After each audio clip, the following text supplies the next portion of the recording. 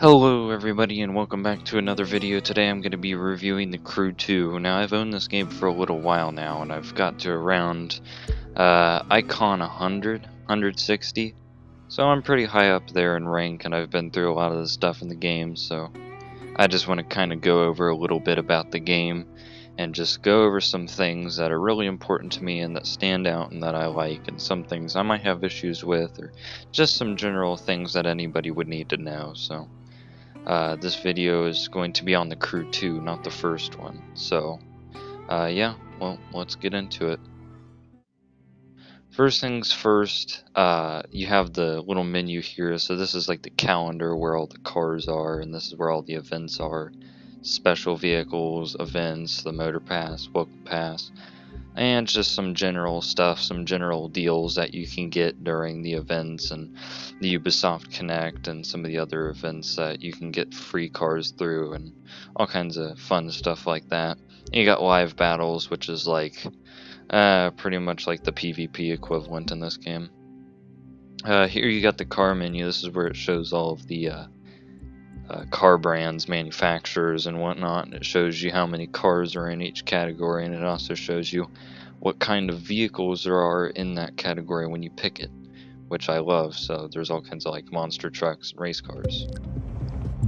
Here you can see where all the cars are, and you can interact with the performance upgrades on them, and this is where you can also go check out all of the customization options. You can check out all of the perks that you can put on your parts, and these vary from common, rare, and uncommon, legendary, and they have all kinds of different perks that come with them. So you can pick like a money boost, or like a drafting boost, and it makes you go faster. It's something that I really like about this game because it's not just your car's fully upgraded, it also has perks that boost its abilities and make it a little bit more tunable to your likings and whatever kind of class that you'd like. If you want to make it your big money earner, or your fast car that you want to use in PvP events. It's a very interesting thing to have in the game, and I really like that kind of availability. Here you can see the interior, just the look on the interiors on the cars. One thing I like about the Crew is that when you look back in your car and you look through your back window, it doesn't actually just show behind the car, it actually shows behind the seat. You can see the seats there. You can actually see behind the car in the window. Something I really like about this game is the customization options with the interior. Having carbon fiber and wood as an option, it's just amazing. Makes for really good cross-country road trips.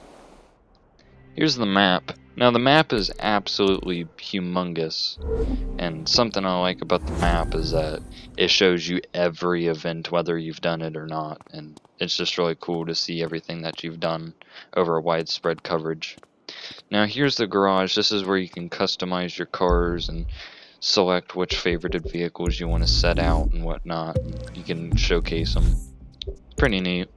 Here's where you can also pretty much do the same thing as in your vehicle menu when you're out and about. You can pretty much just customize your cars here, just with some better lighting and whatnot. Same deal as before. Something that I don't necessarily get about this game is when it says that you're gifted a visual part, it doesn't actually show you which part that you really got. You're just supposed to assume which one you got. So when it says you have one visual upgrade in your garage and you go to check it and you just see the one that you already have equipped, it's kind of confusing, but it's really hard to figure out. Here you can also see where the liveries are. This is where you can put designs on your cars from other people or from the game, or you can make your own. Here's where you can edit your color. You can edit the colors through matte, semi-gloss, metallic, iodized, all kinds of different options for your colors. You can fine-tune them if you want here. You can move the little sliders back and forth. It's really neat. Here's the planes. I think the planes are really cool too, because I like the way that they control in this game. I think that it's really fun to have a game that has all the different types of racing in it, and to be honest, I don't really mind the mechanics of it. It's really nice, feels really smooth. Also, the game is very beautiful, if I were to have the HUD off, that is. Flying a plane is really fun in this game because it's really, really realistic in just the way it moves and everything, but obviously it's not the most realistic, but it's just very fun to play around with. Kind of fly in between buildings, go really close to people. One of my favorite things to do is to fly above other players really close and have my smoke on my plane on. Yeah, I really love doing that. I'm not the greatest at flying either, so you might see me crash into a building here in a second because I wasn't really paying attention. Yeah, it's kind of hard to get your spatial awareness when you're in a small plane in a big city, but it's still really fun to fly. It's very realistic and I love it. In a minute here you're going to see the boat. Now, there are all kinds of different boats in this game. There's bigger boats, smaller boats, and then there's jet sprint. Jet sprints are the small boats. I'm not in the jet sprint right now. I'm in the bigger boats. These are bigger racing boats that you can race all across the pro racing series. Now, I believe the freestyle series has the jet sprints, which you can use the smaller ones for. Here I'm in a Mercedes that I got from the pro racing series, and this is just going to be a little road driving. It's very nice to drive cars around just in whatever perspective you use. I feel like it's very fluent.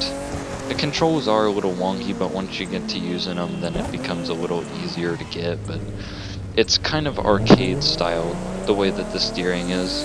It's very arcade styled, super grip kind of, you know, instant brake, instant torque kind of deal, but I mean, once you get used to it, then you're pretty much set for the game, but other than that, I don't really have any other issues except for a couple little lag spikes here and there, so other than that, the game runs pretty well for having such a large map as such. But another thing that I wanted to show you guys is the entirety of the map and all of the landmarks that you can see. Now, in the map, all of the major cities in the US are on the map, like Chicago, Detroit, New York, LA, there's Florida, New Orleans, Dallas. All the big cities that everybody loves are there. And you can visit them, you can drive through them. You can even go to like Salem, Massachusetts, which I think is cool, and there's also a couple other ones that are really neat. Well, that's going to wrap today's video up. Now, another thing I wanted to say that I thought was kind of important. This game, The Crew, has been based off of the entire map of the US. The first game was based off the entire map of the US, and so is the second. Something that I think that the business model of this game should be updated on is I think when this game came out, what they should have done is done state by state. Maybe the Crew 1 should have been Florida strictly, and instead of a 1/6 scale map, they could have done a 1/4 scale. So they could have done Florida, but in the same scale as the entire map of the US that they have in this game. That would have been a lot better and more marketable, since they would have been able to make more games, seeing that there are 50 states in the US. That would have been able to allow for any state to be made, and the game could have been a lot more expanded than just the US. But it would have been a smarter idea for them to do that, and it's kind of sad to see the game getting a little stale, but it's still chugging along a little bit with its interesting little quirks here and there, but overall I really appreciate the game, and it's very nice, it runs very well, and it's still not fully explored, and that's what I love about it. But anyways, that's going to wrap up today's video. I'll see you next time, guys. Like and subscribe for more videos. I'll be doing more like these, so I'll see you next time. Bye-bye.